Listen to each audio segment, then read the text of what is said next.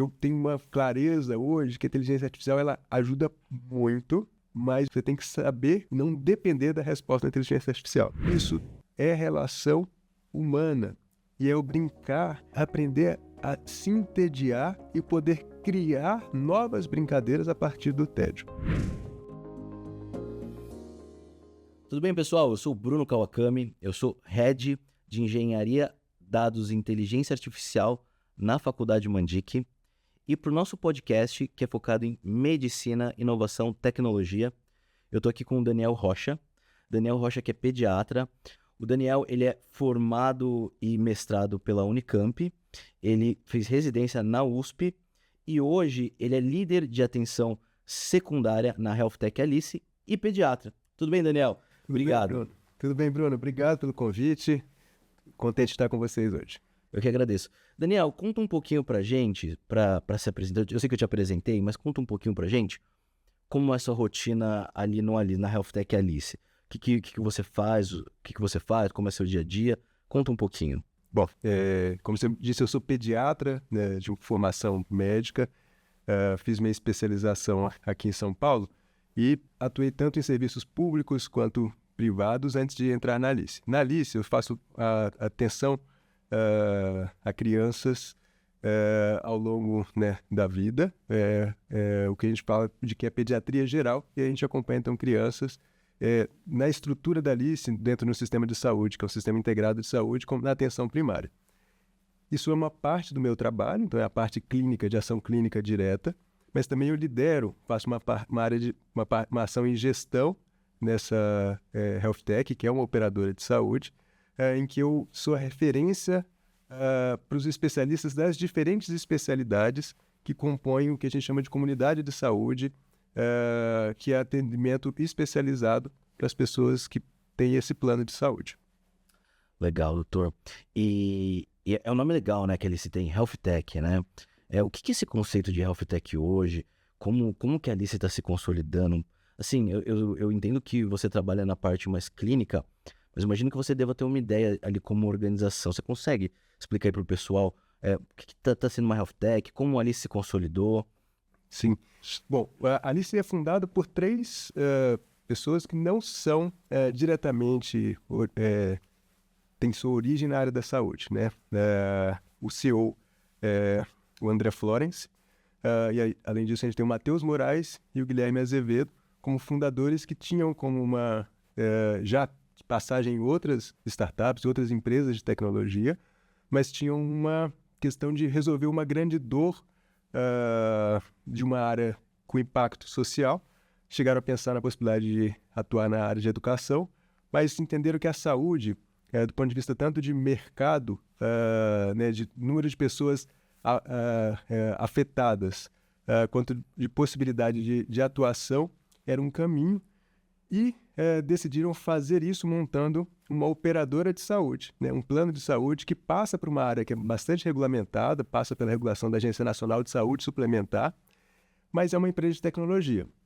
É uma empresa de tecnologia tanto na concepção de construção dos próprios sistemas em que os médicos, os profissionais de saúde, de modo geral, utilizam, quanto na veiculação do processo de venda, né, de contratação do plano de saúde, quanto, e aí acho que especialmente isso é o que o marca como uma empresa de tecnologia, como no uso dos dados para tornar, né, um sistema de saúde mais custo-efetivo e, ao mesmo tempo, né, cumprir um propósito que é tornar o mundo mais saudável, entregando saúde, mas de uma maneira que seja também sustentável ao longo do tempo, que é um grande desafio na área da saúde, tanto pública quanto privada, Brasil e mundo.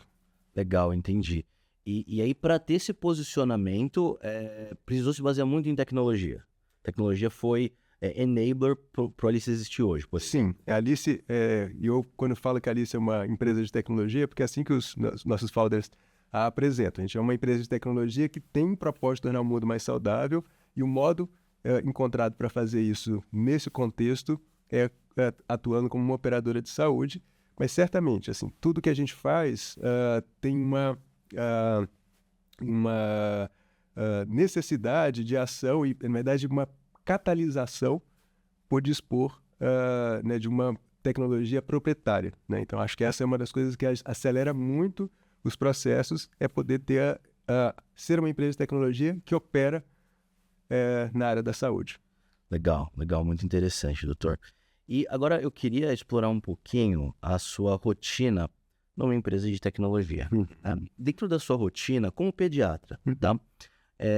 O que a Alice ferramentalmente te dá usando tecnologia para fazer os atendimentos com maior excelência, para conseguir ter uma visão, uma visão completa ali do seu paciente? Como que a tecnologia, e principalmente que está introduzida no Alice, te ajuda para isso? Tá. Eu vivi um contexto anterior, né? Sou formado, o fim da minha graduação foi em 2007 e o fim da minha residência em 2011. Fiquei um ano fora do estado de São Paulo. Eu não sou nascido aqui, mas eu fiz uma parte, assim que eu terminei a graduação, eu fui servir o Exército, obrigatoriamente, mas no contexto que era de absoluta carência de recursos, tanto de saúde quanto de tecnologia, que era em São Gabriel do Cachoeiro, no Amazonas. Então, essa época, então 2007, 2008, até o término da minha residência, e depois, os primeiros anos depois de terminar a residência, a gente ainda usava prontuário físico, né? Na mão. Então, todo lugar que eu ia, guardava em algum lugar. Então, a primeira coisa era, para atender alguém, eu precisava buscar o histórico dele. Então, tinha uma assistente administrativa, de modo geral, ou eu mesmo, ao chegar na unidade de saúde, tinha que buscar quais seriam os prontuários das pessoas que eu atenderia no dia. Então, começava o dia com uma pilha de prontuários do meu lado, e sempre que eu ia fazer um atendimento, eu tinha que pegar um prontuário e tentar, peraí, a gente organizava uma folha de rosto com uma lista de problemas, normalmente, que tentava para ajudar uma memorização do que era mais importante. Quando eu comecei, meu primeiro vínculo profissional, depois da residência, foi atendendo numa unidade básica de saúde em Campinas, e eu comecei, inclusive, a catalogar para ajudar numa gestão de saúde populacional das crianças que eu acompanhava, catalogar dados importantes para classificar risco, né, em relação às crianças. Tudo manual. Tudo manual. Já fazia ali um sistema de Big Data ali, tudo manual.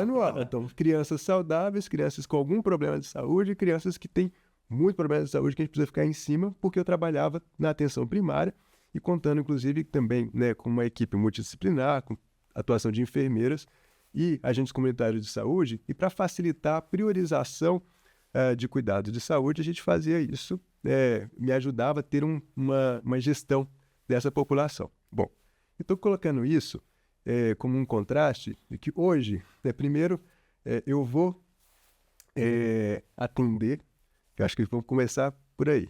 O local que eu atendo hoje é um coworking, né? Então eu já não já começou consultórios antigos anos no local, né? Já é um coworking em que eu tenho uma sala que é reservada, né, pelo aplicativo, com um horário que há uma liberação de sala, porque é uma gestão de recursos, né, das salas. Eu não preciso levar nenhum material, porque isso já está lá, porque eu levo aquela tradicional que tem o meu próprio equipamento, uma maletinha, isso e meu computador. Bom, quando eu abro o computador, a primeira coisa é que eu tenho um registro, né, um registro clínico, então um prontuário de saúde, ele é digital, e eu acesso, para poder acessar isso e manter essa segurança da informação, eu preciso de ter um certificado digital, para quando eu vou emitir uma prescrição, fazer um encaminhamento, um direcionamento, tudo numa nuvem, então eu não tenho trabalho mais com papel.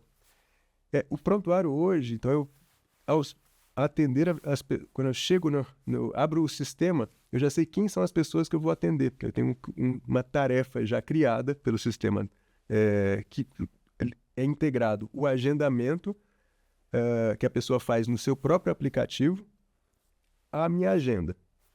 Quando eu clico, eu abro o prontuário, e nesse prontuário eu tenho o histórico tanto dos meus atendimentos, quanto, porventura, dos atendimentos feitos por outros profissionais e especialistas. O acompanhamento todo, né? Não importa se foi você ou não, Como era manual? Manual era você que fazia isso, agora não. Quando era manual, era o prontuário que eu fazia, que eu registrava os meus atendimentos. Num consultório privado é só isso que você tem. Numa unidade básica de saúde, né, um outro serviço, uma instituição de saúde, você tem também dos outros profissionais, mas os profissionais daquela instituição que estão naquele local físico.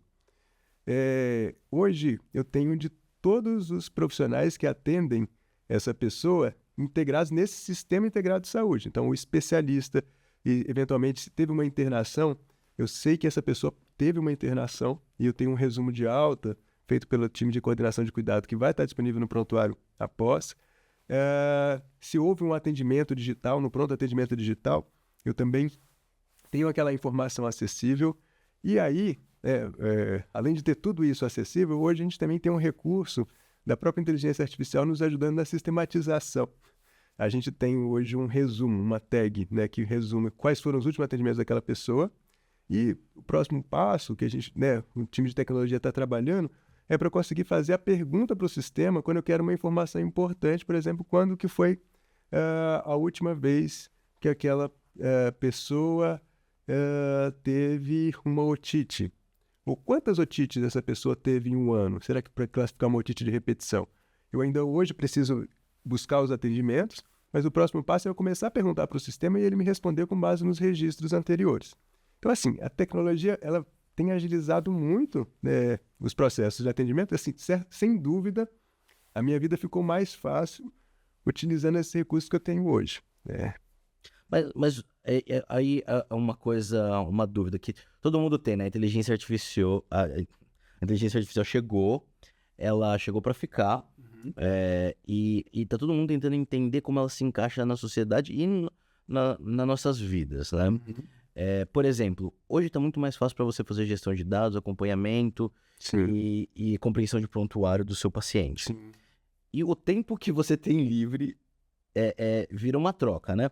O tempo que você tem livre, você faz o quê? Você consegue atender mais? Isso te gera mais qualidade de vida? O que muda na sua rotina? Principalmente você que veio de dois contrastes tão grandes. Legal.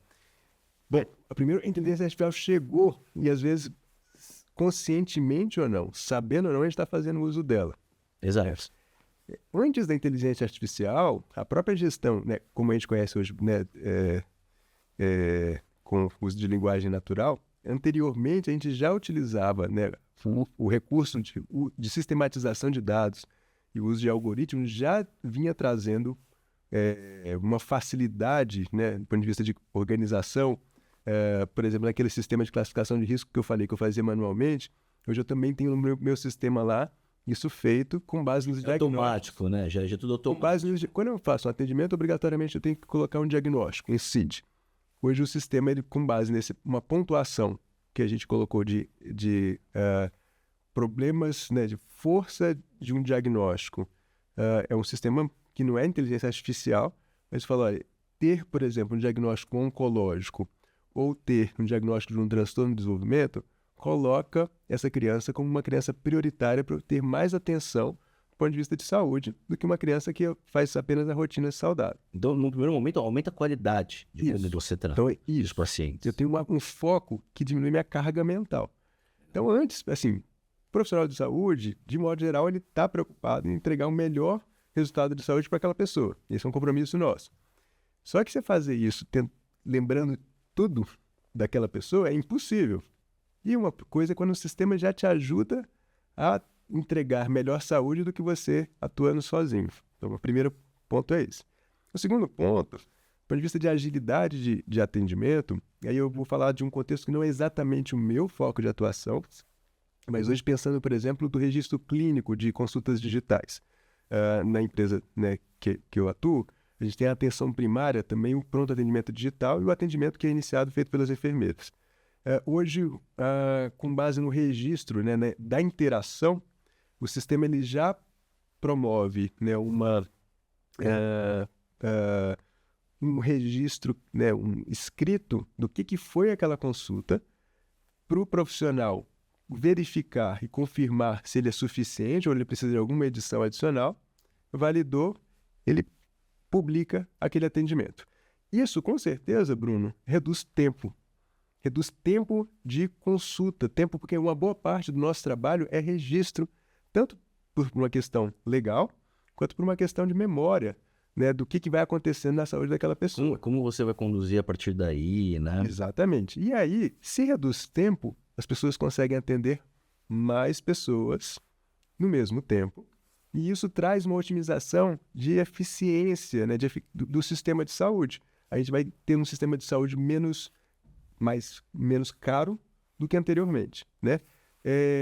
Talvez, hoje, uma das coisas que no meu dia a dia no consultório ajuda a ter sistemas que contribuem para mim é dar mais espaço para o papo não médico, né? Mas no sentido de que tem a ver, né, o acolhimento, a possibilidade de uma relação que é mais humana, de entender mais a biografia do que apenas a biologia, ela qualifica um atendimento. E hoje, quando eu tenho gasto menos tempo com registro burocrático ou com necessidades mais operacionais, isso sobra mais tempo para eu conseguir fazer um atendimento melhor e que as pessoas se sintam melhor também com aquele meu atendimento. Então, isso me contribui para a minha satisfação profissional e, com certeza, também contribui para a satisfação e para a experiência das pessoas que eu estou atendendo. Legal. E agora, uma dúvida minha, né? A gente muito se fala e é muito fácil colocar os pontos bons da inteligência artificial quanto os ruins, né? A inteligência artificial tem todo um risco de alucinação que todo mundo fala. Sim. Internamente, como que ele se lida com isso? Porque o que eu entendo, assim, se você vai, é o que todo mundo já fez, eu acho, deixa eu pedir uma referência bibliográfica aqui pro ChatGPT. O ChatGPT vai lá, fala o livro que existe e um autor que não existe. Mas isso é um contexto muito abrangente e genérico para ele responder. Então, você dá para essas inteligências artificiais conversacionais um contexto limitado, ela tem que responder nisso. Praticamente não existe o problema de alucinação, porque ela está respondendo dentro de um contexto fechado. Sim. Mas não é nula a possibilidade. Como que a Alice, como que você como líder ali da Alice, como que vocês se preocupam e lidam com isso? É uma fase que a gente se preocupa e não é uma preocupação que não seja relevante. Uma vantagem da inteligência artificial é que ela fica mais inteligente ao longo do tempo e ao reconhecer os limites e ir mudando aí, né, para usar a linguagem, mudando os comandos, os prompts, né, para a própria inteligência artificial, a gente consegue ir mitigando esse risco, mas que nunca deixa de ser inexistente. Hoje, a questão da alucinação, por exemplo, quando a gente começa a utilizá-la para um resumo de cada atendimento realizado, eu comecei a notar que em alguns atendimentos o resumo ficava melhor do que o meu registro. Falei, nossa, que bacana! Eu podia... Baita resumo aqui. Podia ter feito antes, já era o meu registro, seria esse. Por outro lado, ao ver alguns outros registros, eu falei, mas eu não falei desse negócio, não. E foi perceptível que a própria inteligência artificial, utilizando aquele contexto... Ela inferiu algumas abordagens.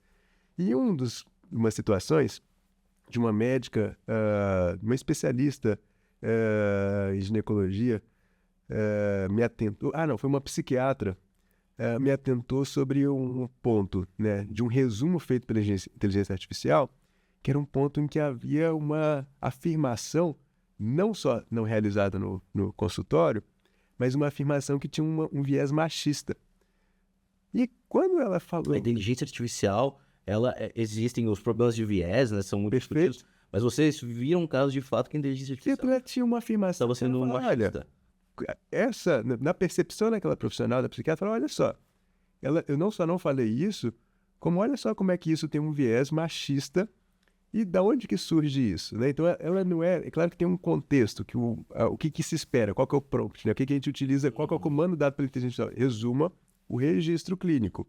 Mas ela não trabalha só com aquilo para fazer o melhor registro, ela tem um contexto. Exato. Que ela pega... Pré-treinado. Então, e aí, esse contexto, a gente tem uma estrutura social, que é uma estrutura que passa por ainda uma estrutura machista de modo geral, e que tem coisas que são colocadas como naturais, mas que não são naturais e que há um esforço social, inclusive, para essa desconstrução. Então, ela é limitada. né? Assim como nós, humanos, somos limitados. Então, a inteligência humana também o é. A inteligência artificial foi construída a partir da inteligência humana. Exatamente. Então, ela talvez tenha os mesmos problemas, Sim, né? e a gente vai precisar sempre lidar com, bom, qual que é o limite, quais são os riscos, e como é que eu mitigo, né? Como é que eu faço diferentes ações para reduzi-los, né? Um outro contexto de inteligência artificial atualmente utilizado na Alice, por exemplo, é a de uma pré-triagem para pessoas que entram no aplicativo, né, para um atendimento imediato, e que esse motivo de atendimento pode ser tanto uma questão administrativa, quanto pode ser uma emergência médica e que a pessoa quer saber para qual pronto-socorro que ela deve se direcionar. Bom, aqui a gente tem que ter risco muito baixo, porque eu não posso direcioná-la incorretamente. Para um hospital que não vai atender ela. Isso. Obviamente, numa emergência, tem uma questão legislativa aí que todo hospital tem que atender, uma questão de emergência. Mas não é assim, né? Não é o ideal, questão. né? Qual que é a melhor experiência? A gente não pode ter uma experiência com a inteligência artificial que seja pior do que com um humano. Perfeito. Então, nesse aspecto, aqui a gente tem que ser muito conservador. E, às vezes, o que vai engatilhar é quando ela... Primeiro, a gente tem um monitoramento dessas situações, quando que ela erra e quando que ela não erra, para entender o que é tolerável. O tolerável tem que ser quase nulo. E qualquer situação que ela não tenha uma resposta, né, acionar um agente humano. Acionar um agente humano. Então, você não pode deixar de ter a segurança de ter alguém responsável por aquela né, tomada de decisão. Eu tenho uma clareza hoje que a inteligência artificial ela ajuda muito, mas você tem que ter muito contexto, você tem que saber a resposta e não depender da resposta da inteligência artificial. Entendi. Né? Então, você pode utilizar para facilitar, ela é complementar. Mas você não pode meu principal. aprender, né? Ela tem que aprender com você. E você aprender com ela é um risco que você pode até tentar, mas vai acabar entrando. Isso não é Agora, doutor, você falou uma coisa que você é pediatra, né? Sim. E é uma coisa, eu tenho um filho pequeno, e é uma coisa que eu me pergunto muito, imagino que devam ser questões que estão aparecendo para você. Você falou sobre os viés da inteligência artificial, e eu queria explorar um pouquinho isso indo na direção da pediatria mesmo. Tá. Eu sei que, obviamente, talvez não seja especialidade essa parte comportamental, mas eu acho que vale a gente explorar um pouquinho a ideia de que estão aparecendo diversas... Agora eu vou entrar num tema polêmico, hein? Anda. Agora eu vou ser polêmico, agora eu vou ser polêmico. Estão aparecendo diversos estudos de que o uso exagerado de inteligência artificial ele diminui a capacidade cognitiva. Vem diminuir a capacidade cognitiva.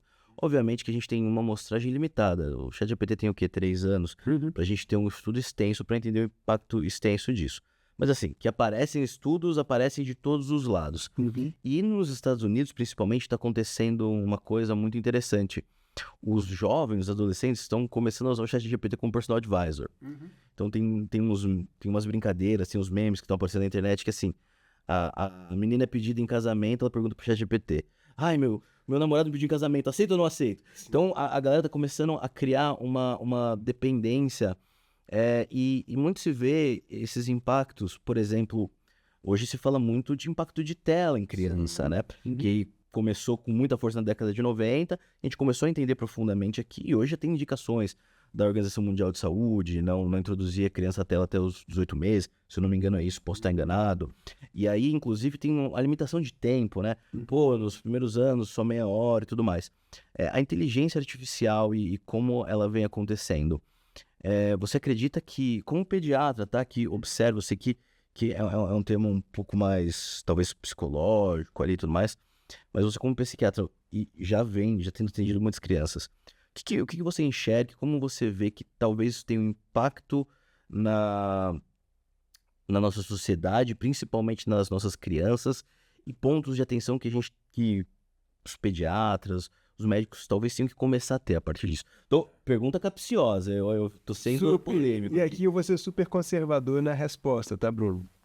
Primeiro, porque não é a inteligência artificial em si o risco, né? O risco tá relacionado de modo geral, a tecnologias que substituem, do ponto de vista de tempo às relações humanas.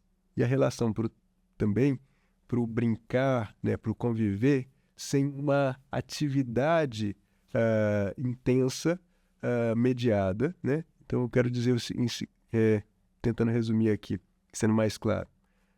Para a criança, o brincar, ele é talvez o modo de estar no mundo em tempo integral. A criança, ela brinca quando está comendo. Embora a gente fique falando, não brinca com a comida. Mas brincar, comer é brincar. Comer é brincar. Ela brinca quando está olhando para você e buscando a sua atenção. Ela brinca enquanto está, inclusive, se preparando para dormir, você fazendo... eu tenho que fazer o ritual do sono, deixar tudo escuro, mas para aquilo é uma brincadeira. Meu filho é assim, quer dar cambalhota na cama, pagou tudo. E aí você aquela vai... cambalhota, aquela pula lá, aquela brincar de esconder no cobertor. Você com aquela face neutra, mas isso é relação humana. E é o brincar. E uma das grandes questões importantes para a criança, inclusive, ela brincar e aprender também a brincar sozinha e aprender a se entediar e poder criar novas brincadeiras a partir do tédio. Quando você introduz uma tecnologia de tela que tem, né, cores, sons, entretenimento, história, e que há uma substituição da relação humana e da relação do criar enquanto criatividade, uma possibilidade inventiva da criança, você está reduzindo a sua possibilidade de desenvolvimento de uma série de habilidades e competências cognitivas e que isso vai ter impacto. Ao inserir uma camada extra de que, além da tela, você vai ter uma interação... Alguém que pensa para você, né? Alguém que pode pensar ou te responder com um viés de te responder para te agradar e te responder para ser aquele amigo que nunca vai se frustrar com você, que sempre vai fazer tudo do jeito que você quer e que não vai ter diferença. Bom, aí a gente tem um risco, inclusive, de como que vai se moldar a possibilidade das crianças de desenvolver resiliência, tolerância ao tédio. Então, a gente não tem, e é difícil, né, para tudo que é estudo comportamental, fazer grandes afirmações do ponto de vista de causa e efeito. A gente não tem tempo para isso. Ainda também como você falou, uns 3 anos de ChatGPT. Mas, do ponto de vista, né, teórico, né, quando você olha para isso, certamente a gente está falando de um impacto muito significativo e que o melhor é a gente seguir conservador em relação à exposição. Dado que essa parte da vida é uma parte que que as pessoas estão em uma plena formação de sua personalidade, do seu desenvolvimento. E, voltando aqui para minha graduação em 2007, né, eu não tinha celular, smartphone. Né, quando eu terminei a graduação, eu não tinha um smartphone. Mas eu tenho tranquilidade de dizer que eu faço um bom uso dele atualmente. Não é o contato tardio, né? Um contato depois de um tempo com a tecnologia, um contato mediado e com tempo supervisionado com a tecnologia, ele não vai atrasar, não vai impedir que essas crianças utilizem bem as tecnologias que a gente tem disponíveis e que são grandes contribuições. Elas podem ajudar a contribuir para muita coisa, né? Mas deixar, né, essa fase de desenvolvimento mais natural, esse contato com o mundo, ele tem que ter esse carinho e continuar do jeito que está. Precisa, é necessário. Enquanto uma parte da formação humana, ela depende de humano. Entendi. Perfeito, doutor. E, doutor, falamos de bastante coisa. Falamos, então, de como ali se usa a tecnologia, de como você está usando. Saiu de um modelo de trabalho totalmente analógico para agora um totalmente digital e como isso está sendo enriquecedor e, pelo que você explicou, ajuda a fazer um trabalho de saúde melhor. Aproveitei sua atuação como pediatra para perguntar um pouco. E as crianças na inteligência artificial, como é que ficam? Eu tenho uma política. Vou proteger meu filho de tudo que é digital. Porque tudo que é digital sempre tem um porém. Então, por enquanto, eu vou proteger. Obviamente, ele vai ter o contato e quando ele tiver que ter, aí vai ser o contato dele. E agora, outra pergunta capciosa, tá, doutor? Tô aqui, entrei no modo polêmico. Entrei no modo polêmico aqui. Dentro do que tange os atendimentos, se você quiser também falar um pouco sobre sua posição de liderança também, como você acha que a inteligência artificial, um momento oráculo, né? Como que você acha que a inteligência artificial, ela, nos próximos anos, ela deve mudar a relação saúde-pessoa? Não tem certo, não tem errado, né? Mas é interessante, uma opinião como a sua, que viveu os contrastes e hoje está numa health tech, para a gente conseguir refletir um pouco sobre isso. Tá. Então, o que você acha? O que você vê? Tá. Bruno, eu vou fazer um recorte contexto médico, né? Então, primeiro, a inteligência artificial, eu acho que a capacidade analítica de dados que ela, né, e o contexto das novas tecnologias nos permite, isso já tem mudado tanto a produção científica, a produção do conhecimento médico, dado que quando a gente pensa, por exemplo, a produção de pesquisas médicas, há um limite de cada protocolo de pesquisa, que é de escolher, quando você pensa um tratamento, quando comparado com um não tratamento, com outro tratamento, você vai trabalhar com populações muito restritas para conseguir monitorar o resultado daquela intervenção. Hoje, quando a gente pensa em dados do mundo real, utilizado para construir uma resposta a uma dúvida clínica, né, uma dúvida sobre tratamento, isso já amplia uma possibilidade de novas informações, de um novo conhecimento médico, de uma maneira muito mais veloz e exige de nós médicos uma capacidade de atualização cada vez mais rápida. De tal maneira que hoje, a gente, além de ler, né, livros, textos, ler papers, a gente vai precisar sempre se consultar diante de um médium que não tem uma resposta de um guideline, de uma diretriz clínica.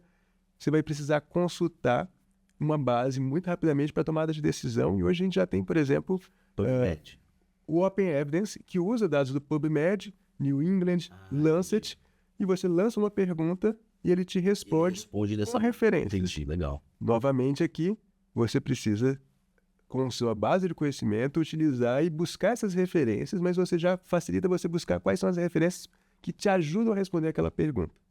Então, hoje, isso agiliza, né? Isso muda a nossa forma de atuação clínica, que permite uma ação mais, uma latência menor na adoção de novas práticas. Então, pensando no contexto médico, há essa mudança, né? A velocidade da sua atualização, e acho que essa é uma coisa super importante. O contexto, a ciência, ela, né, uma das premissas da ciência é ela ser refutável, né? Ela ser questionável e a gente poder reproduzir, às vezes, usando a mesma metodologia, e tendo resultados diferentes, porque a gente não está falando de uma verdade que é dogmática, senão ela não é ciência, né? Então, a necessidade de atualização ao longo do tempo e saber que as práticas médicas, né, as práticas clínicas, elas vão se atualizar e vão ser modificáveis, inclusive por conta de novas tecnologias, isso vai ser o nosso desafio para os próximos anos, né? E certamente, né, a inteligência artificial ela vai interferir na velocidade disso e o modo que a gente a utiliza, né, vai ser muito determinante para como a gente faz isso de uma maneira que contribua para a melhor prática clínica e não limite, né, ou prejudique a melhor prática clínica.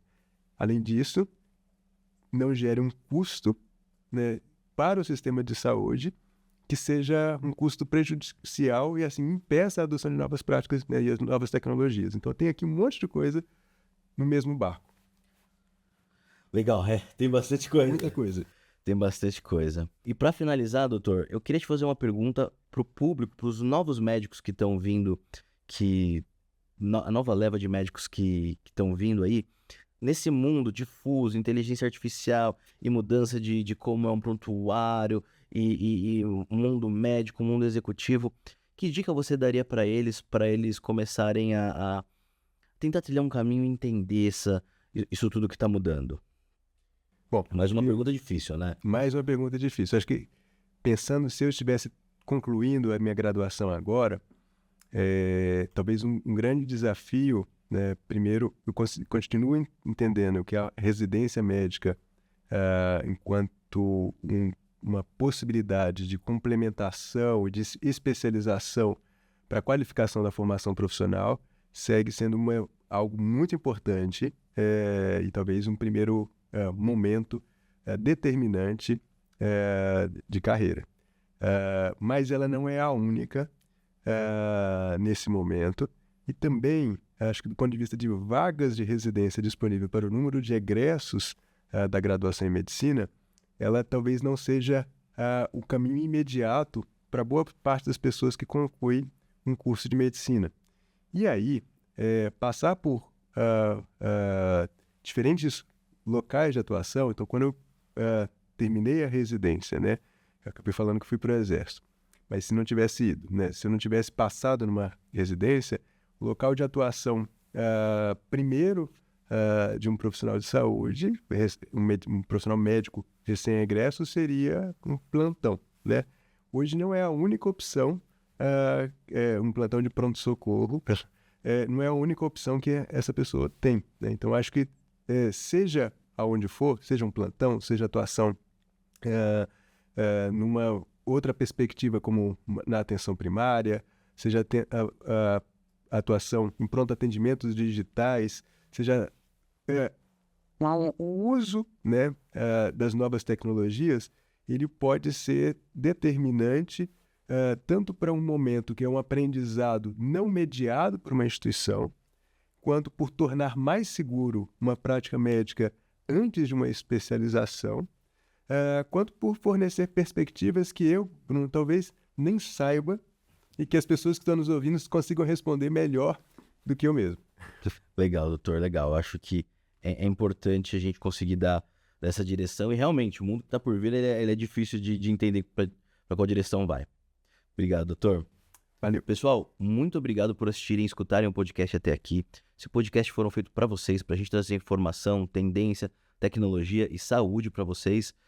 Para ajudar a gente, para fortalecer o que a gente está fazendo, curtam, compartilhem e comentem para a gente saber o que vocês querem e ajudar a gente a continuar.